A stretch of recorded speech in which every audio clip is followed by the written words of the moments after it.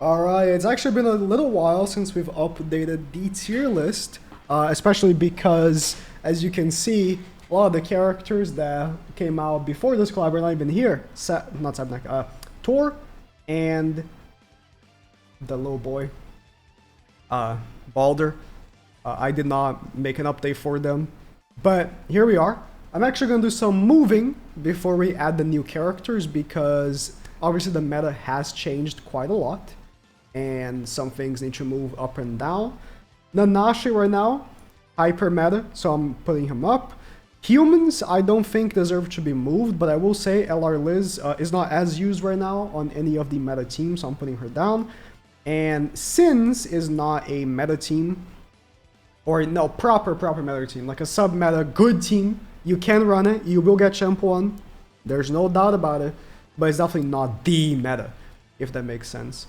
Like Escanor, right here, is like the Escanor, Arthur, Naofumi, and Percival, human team, still very powerful. I'm putting down DK, and I'm probably putting down Fraudulent as well. I don't think Fraudulent, maybe not. I think Fraudulent's still... Yeah, I'm putting him down, because I think against the top teams right now, it's not as easy to trick, if that makes sense, with Fraudulent. But yeah, this meta tier right here is looking good. Let's see. Albedo, let's put her up. Let's put her up because unknowns are very strong. You might actually think I'm insane, and I'm considering if I do this or not. But Hawk and Oslo, Green Hawk and Oslo, might actually go to meta tier. I'm gonna leave him here for now, right? But the thing is, Baldr, Hawk and Oslo teams are unironically stupid. The thing is that I don't know now with Demiurge. That's why I'm not putting him up. With Demiurge, I think Baldr has suffered significant losses in his own like individual power. Surrounded by the unknown characters, I think he's still very good, but like as the character of the team, I think that he's lost a lot. So I have Demiurge on the side because obviously we're starting with him. I forgot to put all the new characters in new. My bad. Or should I put it in order? I think I'll do it in order.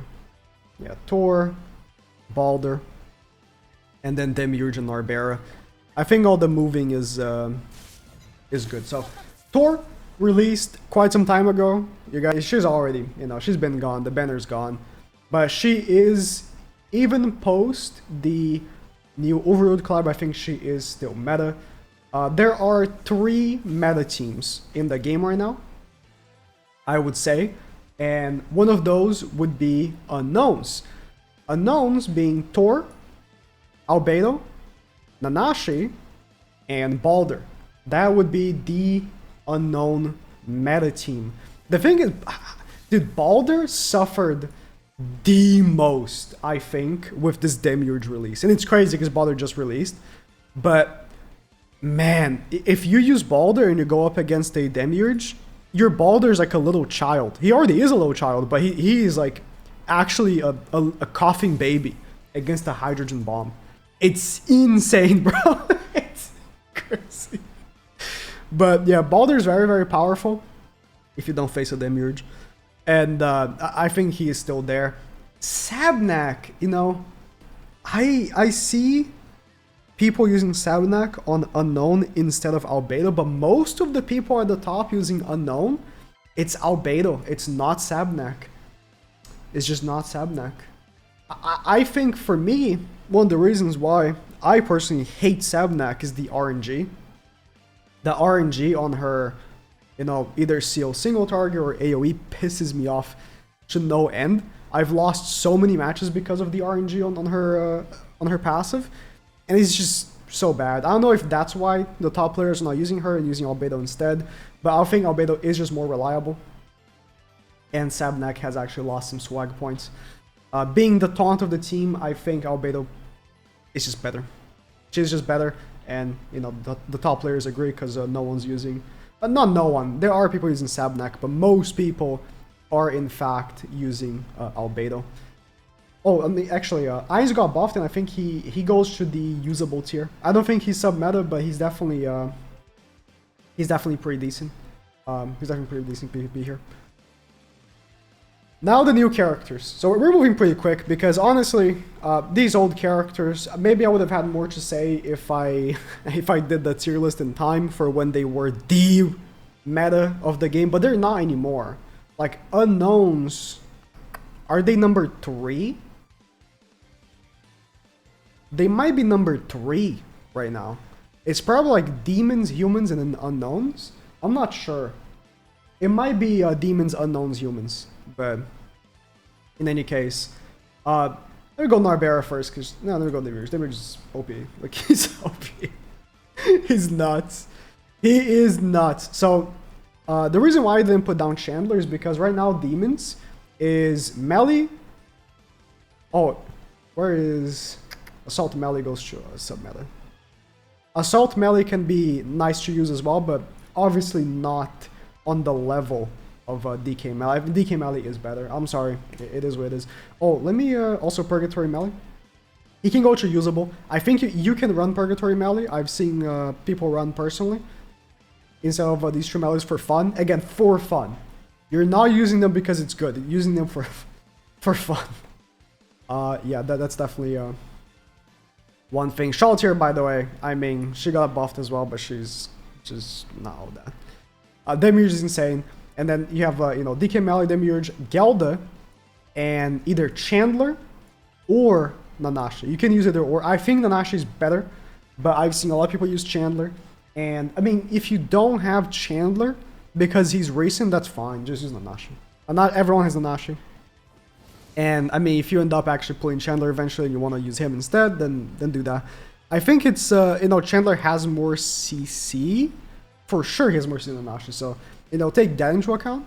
But that's only probably if you have him 6'6", which, who 6'6" red Chandler, you know what I mean? So yeah, Nanashi is probably the option most people are going to go with, because 2 of the characters on the demon team are actually unknown. And even the one that isn't unknown, as long as you get the Nanashi passive on him, which is RNG kinda, but he can be protected quite well. So I'm not sure. I think Demons is definitely number 1. This is just Demiurge is so insane, bro. And then I mean melee is still very, very powerful. So you know, nothing to say that. Geld is insane. Demiurge is he's probably the best unit in the game. The amount of things that he does. Like, so nuts. He gives the team damage reduction. It's like up to 60% damage reduction. He gives the team damage increase. Up to how much? I mean, it's 40 from the Holy Relic, right? But then there's also the Ignites that he applies to the enemies, which, I mean, individually, you can count that it's 30% turn 1, and then it's like 60% turn 2. So, I mean, turn 2, you're looking at 100% damage increase. For free, essentially. You're not doing anything special with him. He's just doing it like passively, you know. It's just insane. He's just insane. He's the best unit in the game. So I mean, obviously the team of the best unit in the game is going to be the best team in the game.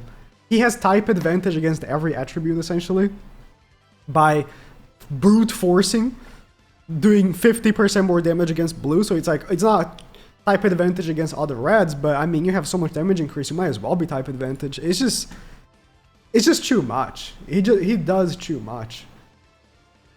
It is crazy as well, because I feel like UR festivals were taking the spotlight out of everything. They were just so much better than everything. But then they come out with this collab character that is nuts. Narberal. She's alright. Where is she? I didn't even True Awaken her. She's alright. She's not terrible. I think that because Demiurge is so insane, it brings like a bad comparison to Narberal. Like you look at Narberal, and then you look at Demiurge and it's like, are they releasing on the same day? Are you insane? But to be fair, back when we used to have 2 characters per banner instead of just 1, we used to also, you know, be getting a character that was better than the other every time, right? There was always like that. So it's not like it's uncommon to see things like that. Narberal is good. I would say, you know, I would say she's above usable. I think she's pretty decent. She's not meta. She's not meta. You're not running her on the unknown team. If you want to run a variant of the unknown team that uses her, you are putting your team down. It is what it is. You are, but it's not terrible. You know, you're still gonna be winning matches, especially if you're facing people that are, you know, worse boxes and stuff like that. But it's just, it's so bad for her to release next to the best unit in the game. It really is. If she released as a regular banner character with this kit, it would have been completely like forgotten, like, oh, another mid character, okay. I mean, some people are gonna, you know, use them and have fun, but whatever. But releasing next to Demiurge is like, bro, did the same person make both units? There's no way they did. There's no way. Now on the PVE side, I think there's one change like to Schalt here. Now that we have the opportunity to actually rank her again, I will put like above because I've seen people use her in Rat. I don't think she's necessarily good, and if you're using her, like, why? But, you know, she does have that use case. So let's start with Tor, since she, again, same thing with PvP. PvE-wise, she's a monster. Like, she just does so much damage. She is definitely a monster. I think putting her anywhere under this is blasphemy. Let me actually put down some characters. I think we should put down these two Escanors, because there's no reason why you'd use them above the other one. And I mean, that's really it, right? Yeah, because I mean, PvE, to me, it's like you have the core activities, right? And now we got added the floor 4 of Bird, which reminds me, where is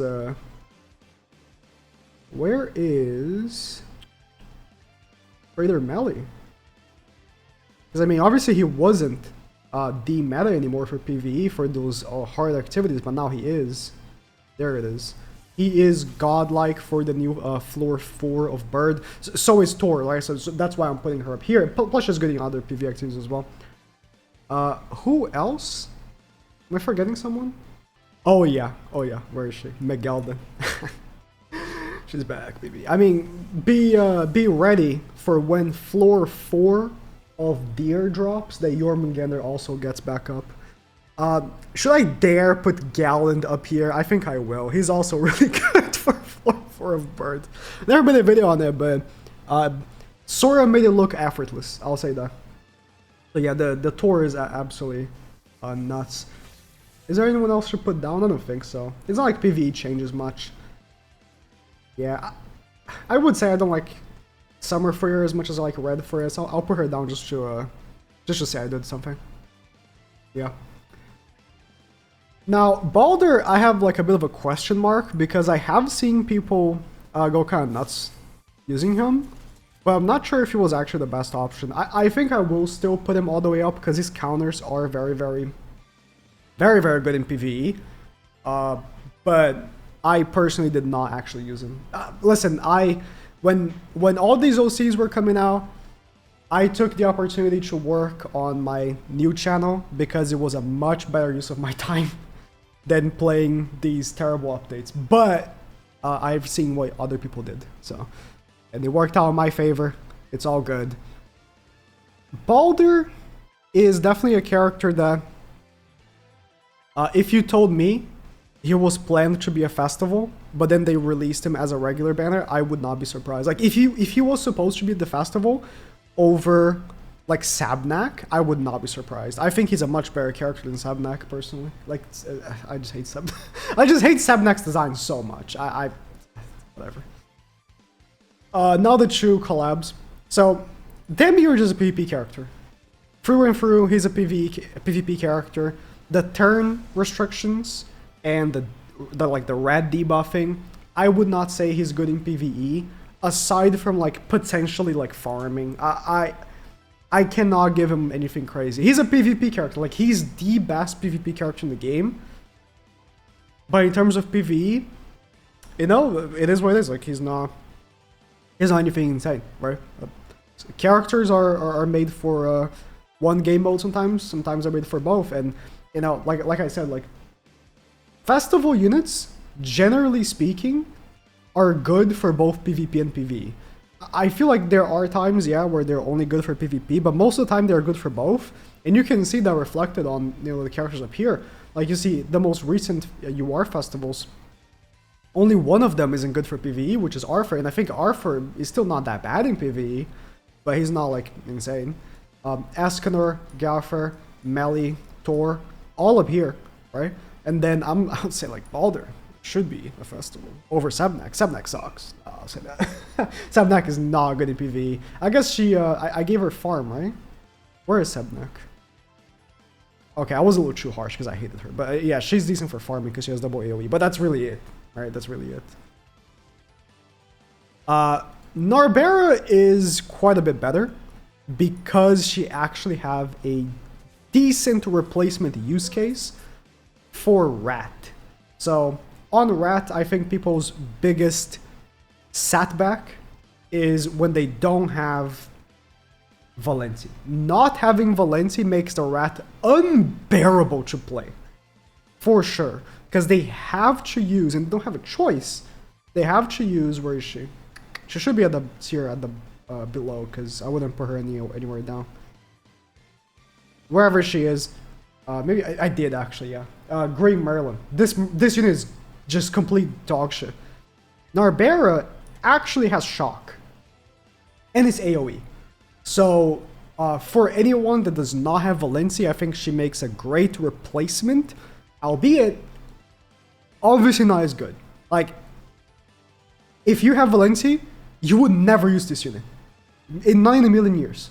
But if you don't have Valencia, and you do pull this character while pulling for Demiurge, like if you're pulling on the Overlord Collab character for, you know, Albedo, or where's Albedo's always at the top already? Yeah, obviously she is where, yeah.